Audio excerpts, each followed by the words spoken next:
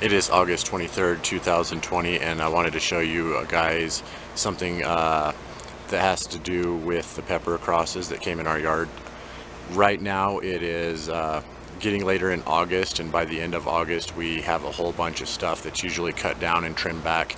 It's not taken out, but it's taken way back and way down, and anything that we're trying to get production on, or seeds or anything else like that, it becomes like a September showdown for us. So we get super busy and might not have a chance to show some of this stuff.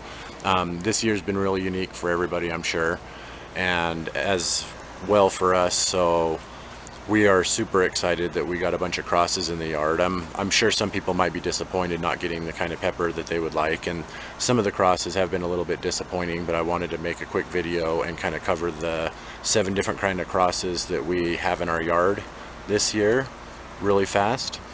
Out of the 7 crosses we have 2 that we grew specifically knowing that they were crosses.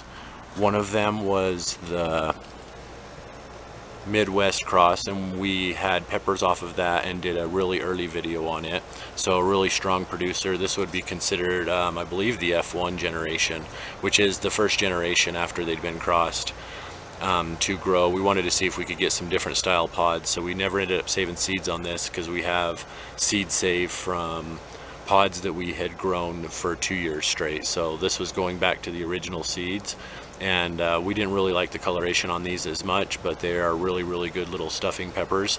And that one is the Midwest cross, I believe, with an Oda and a something hot like a black Hungarian, jalapeno, maybe even a poblano, because we've seen some weird tongue shapes come out of those. But that's the Midwest cross. The other one that we grew specifically on purpose is one that I'm calling the Mary Curry cross, and it comes from another gardener up in Canada that has a channel, and it is a cross between a poblano and a pimento. So this should be a really sweet spicy cooking pepper. I seen Angel take one of these off of the vine and just eat it like an apple, and she says it was spicy, but like spicy like the cherry bomb pepper. So we're really excited about those. We have about 9 or 10 pods.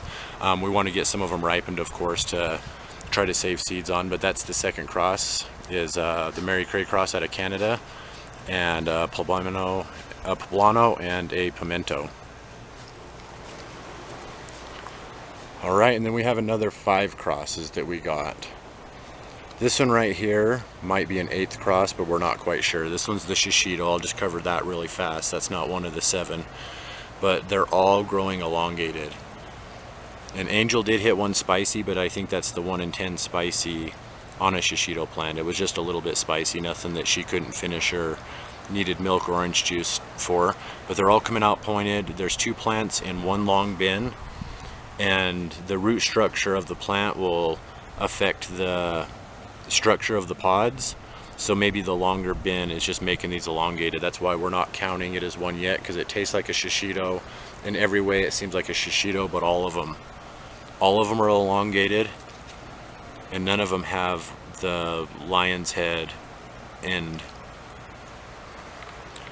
But this one right here is the Spice Carrot cross, and that one is the one between a yellow jalapeno and a Kourbaki, actually. And these peppers are excellent peppers. This is like the pepper that kind of stands out the most for us this year, I think. We've been eating these. They're good for chopping up in salsa. They're good for pickling.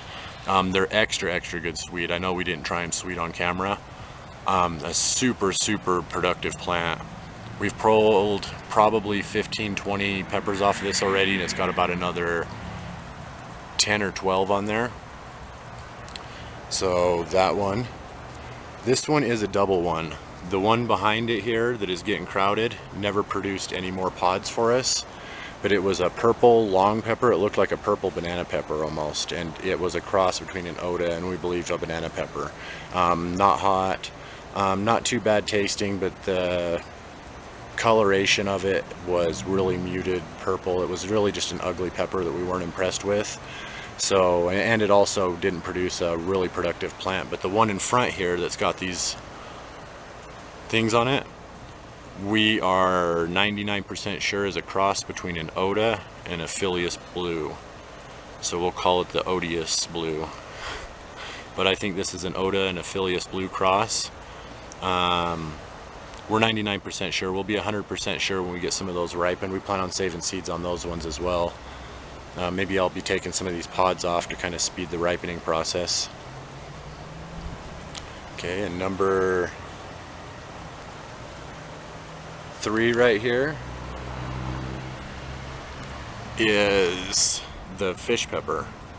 It was supposed to be a fish, and I would understand if it was wonky a little bit and just having some problems growing, which is what we were originally thinking, but it's given off these really little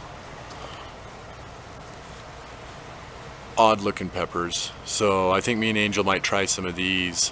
Once they're ripe and we'll pull the seeds directly out of them. We'll also have a couple seed pods ready, but I know the light saturation on this is really horrible right now. But that is a fish and an unknown cross, possibly, most likely. And then we had the disappointing Courbacki. This one right here is starting to get ribs on it. This one right here, this is supposed to be a Courbacki sweet pepper, one of our favorite sweet peppers. We never had a backup plan for, so it's starting to get little striations on the side, and then the shape of it, it's looking just like this Reza pepper right here. So I am pretty sure this is a fire Courbacki. It's a Reza Courbacki cross is one. 2 is the jalapeno and the lemon spice jalapeno and Courbacki. Number 3 would be the Phileas Blue and the Oda. Number 4 is the banana pepper Oda. We won't be getting any seeds on that. The plant's not even producing very well, so. And number 5 here would be the fish pepper with an unknown cross. And then the 2 we crossed, we grew as crosses, so 7 different crosses. Really unique year for us. I think that having all these unique crosses in the yard made the year even more special, because we grow to be unique. I think next year we might push a little bit more for a production yard, and the kinds of plants that we have really learned to kind of relay year after year that we've grown to love over the past few years. But this is UT and Angel, and as this stuff starts to get cut back and cut down, I'm not sure how much of it will be seen.